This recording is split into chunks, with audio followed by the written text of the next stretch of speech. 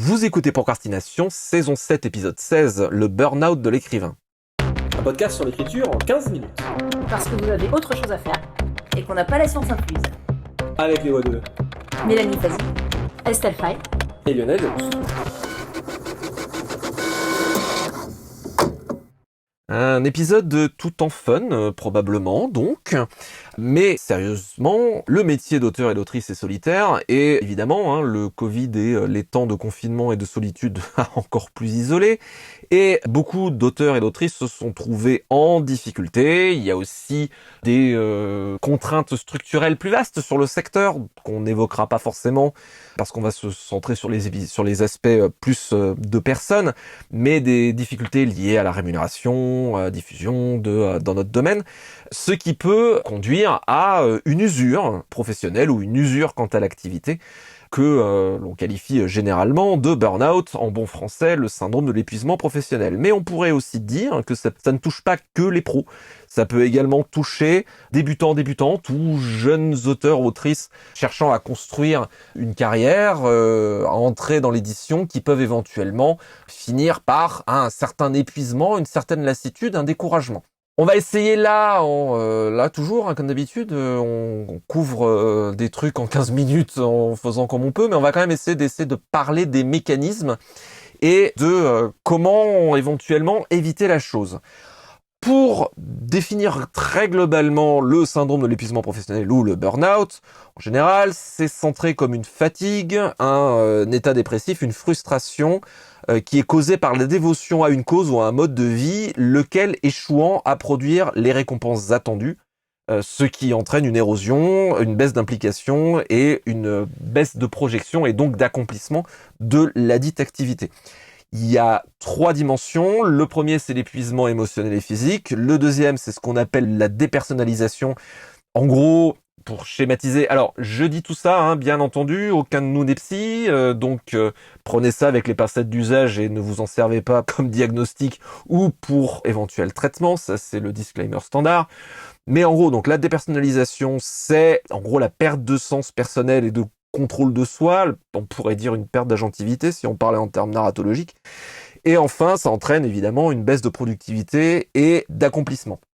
Alors, je vais pas mettre mes camarades sur la sellette en leur passant la patate chaude. Je vais commencer par dire que je pense être tout à fait passé par là en ce qui me concerne, notamment en 2021, où pour être entièrement honnête, avec l'accumulation effectivement de l'isolement dû au Covid, la difficulté du fait que j'étais loin de la vie que je devais avoir et de ma compagne qui était due au fait que le Covid avait absolument tout gelé, fut arrivé quand même un moment pas extrêmement fun où je me ressentais en termes de terreur, voire de surfroid, à l'idée de me retrouver devant Scrivener.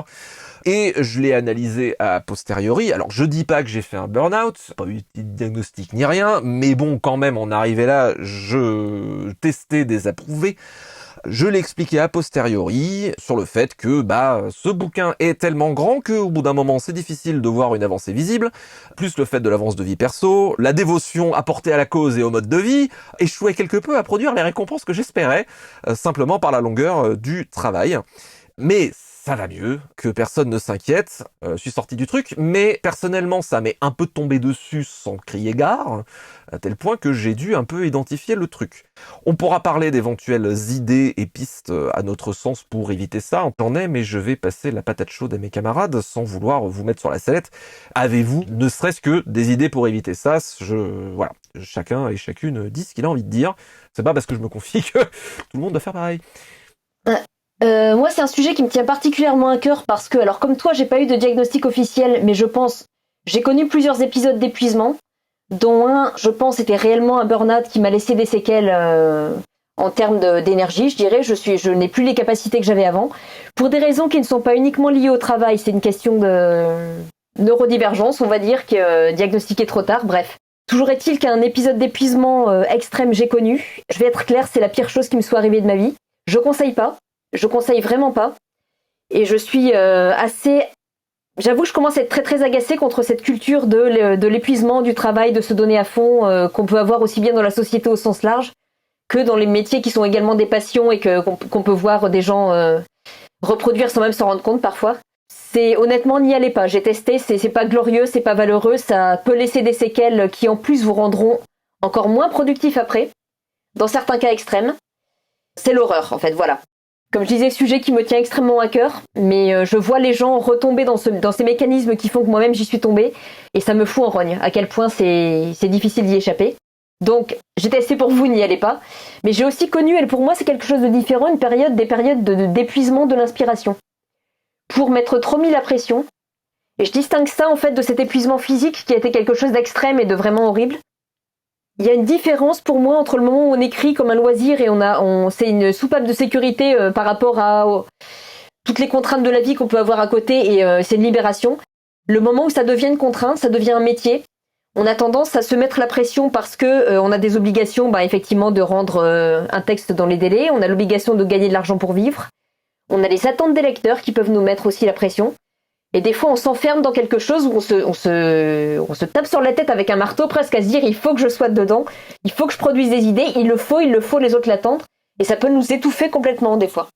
Moi, je suis tombée dans ce piège-là qui fait que je pense que j'ai connu une période d'épuisement total de l'inspiration avant de connaître le burn-out proprement dit.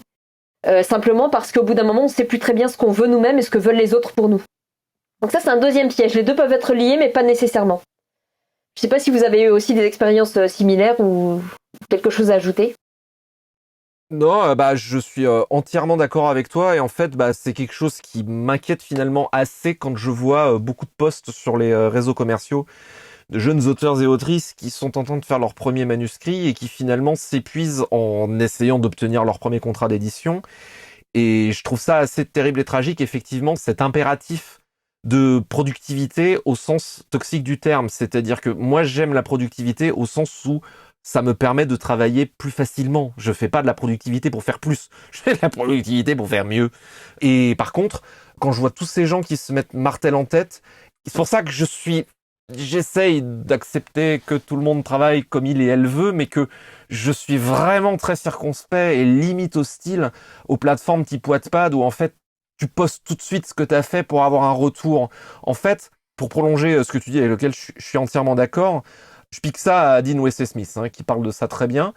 Une des meilleures manières de tuer son écriture et sa créativité, c'est de penser aux résultats. On l'a dit fréquemment, mais penser aux résultats et de penser à l'enjeu, qui sont des choses qui, par définition, on ne contrôle pas, je pense, si on revient sur les définitions de burn-out, c'est la recette nickel pour entrer dedans. Pour moi, la solution, et en réfléchissant plus sur ces trucs-là, et la manière dont j'en suis sorti, c'est deux choses.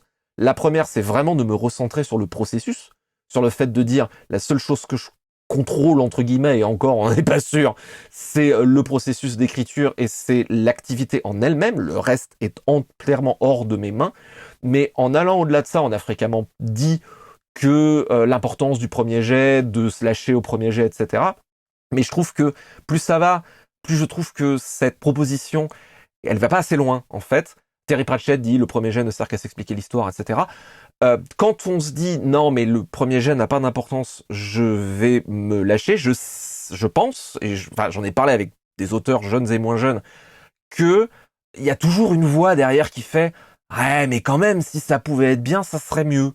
Sauf que ça marche pas davantage. Humblement, moi, une clé que j'ai trouvée, c'est d'aller carrément à la catégorie d'après. C'est non pas de me dire, c'est pas grave que j'écrive le premier jet, qu'il soit pas bon, que je me lâche. C'est d'embrasser activement et avec énergie et avec joie et avec férocité le fait d'écrire mal le premier jet et de me dire, pardon pour le rating du podcast, j'écris de la merde, c'est très bien, c'est cool, c'est ça mon but. Et à partir de là, on a moi j'ai eu la libération de me dire ouais, j'écris, mais bon, si ça pouvait être bien, ça serait bien. Non, ça va être de la merde, c'est comme ça, et c'est bien. Et à partir de là, ça permet de se dégager du vraiment, en embrassant férocement le fait de se dire ce que je fais c'est mauvais, mais c'est pas grave, c'est le principe. Alors moi, c'est sur les questions des solutions, moi je suis arrivée à quelque chose de beaucoup plus radical, mais parce que je suis aussi allée beaucoup plus loin dans le mur que je me suis pris dans la tronche, on va dire. Le burn-out, de manière générale, c'est le signe que le système qu'on a mis en place ne marche pas. C'est-à-dire qu'on s'en demande trop et c'est incroyable à quel point c'est difficile de s'avouer. Et moi, ça va faire 8 ans que j'ai fait ce burn-out, je suis encore en train de batailler avec ça. De s'avouer que, non, en fait, on n'a pas la capacité de faire tout ce qu'on veut parfois. On n'a pas la capacité de faire tout ce qui nous est montré en exemple et que si on en arrive à cet épuisement, il y a un truc qui va pas. Donc se poser la question aussi, mais se poser vraiment en profondeur la question de ce qu'on veut, la question de sur quoi on peut lâcher prise, et pas simplement dans l'écriture.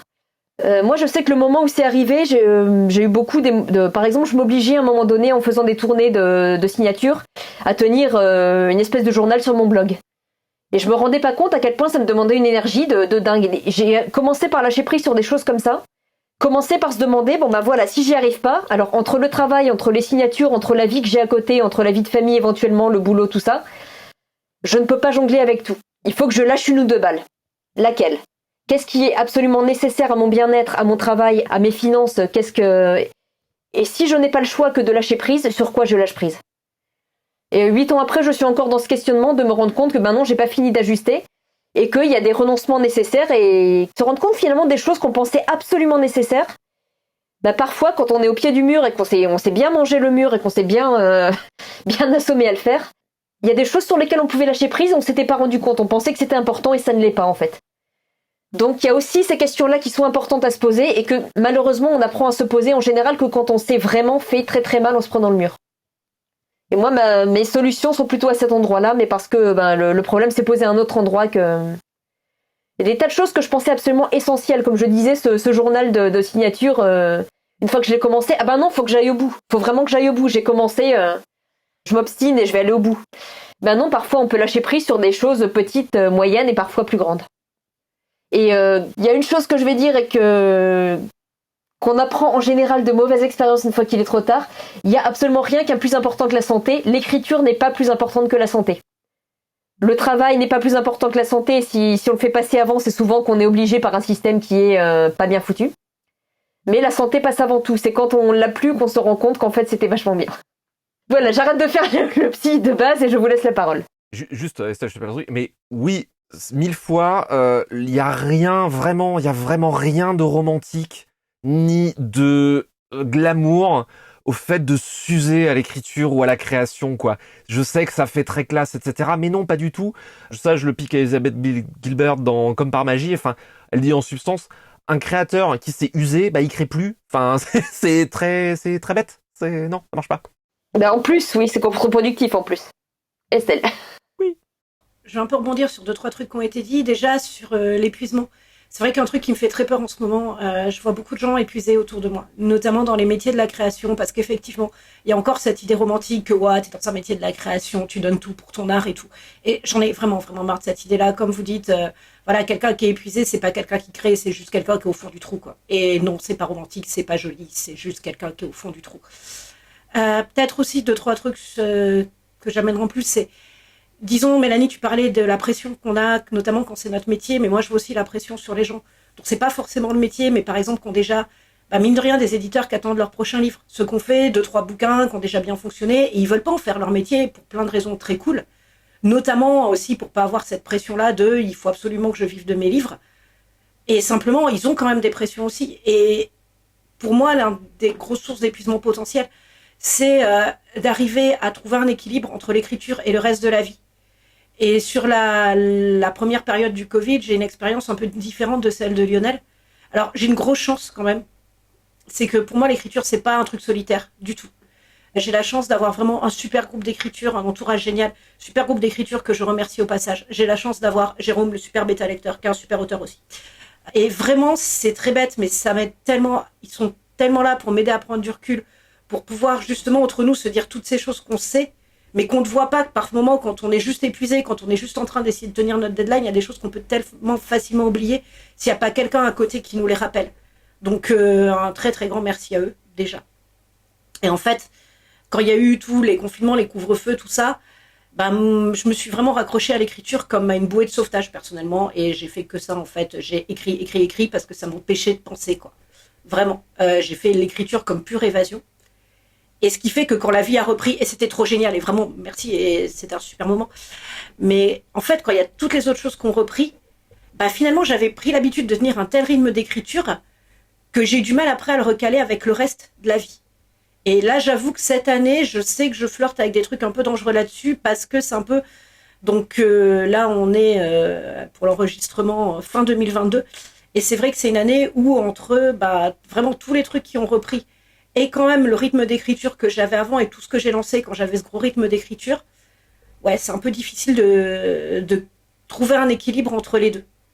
Et c'est vrai qu'aussi, plus généralement, je pense qu'une chose qui est vraiment dangereuse, l'écriture c'est hyper important et souvent on écrit avec nos tripes en plus, on met vraiment ce qu'on est sur la table, mais c'est pas nous, c'est pas entièrement nous. Et voilà, et par moments on va avoir aussi des retours sur notre écriture, mais c'est pas sur notre identité, c'est pas sur ce qu'on est nous, et il faut quand même garder ce recul-là. Et ça c'est super important, et il faut garder des choses dans notre vie qui nous font kiffer et qui sont pas forcément l'écriture. Et là en ce moment, enfin c'est très bête, mais notamment cette année, j'en suis à me faire des to-do list de trucs de loisirs que je veux faire, parce que sinon j'oublie d'en prendre. Les loisirs, c'est bien. Les loisirs, c'est la vie. Voilà, non mais vraiment, et en plus c'est bête, mais ça nourrit mon écriture aussi. Et mais simplement, c'est sans doute absolument pathétique, mais là j'en ai rien à faire. J'essaye de tenir un peu ces to-do list de loisirs, et c'est bête, mais ça m'aide en fait. Et vraiment, après, comme vous disiez, finalement, quand on essaye d'équilibrer l'écriture et le reste de la vie, oui, l'une des clés, c'est de se dire que il y a plein de choses qu'on pourra pas faire parfaitement, notamment dans le reste de la vie, quoi, et c'est pas grave. Et voilà, et disons, je pense qu'il y a deux images qu'on a beaucoup sur les réseaux et dans l'écriture en général. C'est d'un côté l'image de l'artiste qui sacrifie tout à son art, et de l'autre côté, l'image de l'artiste qui arrive à tout faire bien, à être sur les réseaux, à avoir une vie parfaite, l'amour, tout ça, tout en tenant un vrai bon rythme d'écriture et tout. Et en fait, les deux, faut les caillasser pour moi. Et vraiment, en salon, les galères d'écriture que j'ai et tout, c'est un truc dont je parle, et dont je parle ouvertement aux jeunes auteurs, parce que il faut en parler, faut pas avoir une image, genre, nous, on arrive forcément à tout équilibrer. Non, c'est pas vrai, juste, on galère aussi, comme tout le monde, quoi. Je suis d'accord avec toi sur plusieurs choses que tu viens de dire sur la question de l'identité. L'écriture n'est pas l'identité, je la trouve importante à un autre endroit. C'est qu'à titre personnel, un problème que j'ai rencontré, dans les difficultés d'écriture dont on parle pas toujours d'ailleurs, c'est que comme il s'est passé pas mal de choses à l'époque où j'ai publié mes recueils de nouvelles notamment, il y a une attente de la part des lecteurs que je n'ai pas été en mesure de combler. Et je m'en suis énormément voulu à un moment donné, c'est-à-dire que les gens ont aimé ce que je faisais et attendaient d'autres livres. Et je me suis rendu compte que moi, j'étais pas capable d'avoir un rythme très très soutenu. Et progressivement, j'ai écrit de plus en plus lentement. Bon, ensuite, il y a eu ce burn-out. Et ensuite, je suis partie dans un autre domaine que celui où les gens m'attendaient. Et je me suis vraiment beaucoup mis la pression avec ça. Avec le côté à la fois, il faudrait que j'écrive ce que les gens attendent de moi parce que je déçois mes lecteurs.